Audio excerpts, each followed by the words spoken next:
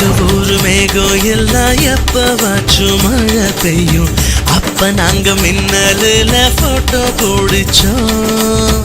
தொப்புள் கொடிய போலத்தான் இந்த ஊரை வாழ்ந்தோம். வெயில தவிர வாழ்க்கையில வேற என்ன அறிஞ்சோம். வெயிலோடு விளையாடி வெயிலோடு உறவாடி வெயிலோடு மல்லு கட்டி ஆட்டம் போட்டோமே. நெண்டூரும் நரிவூரும் கருவேலங்காட்டோரும் தட்டானாய் சுத்தி சுத்தி வட்டம் போட்டோமே.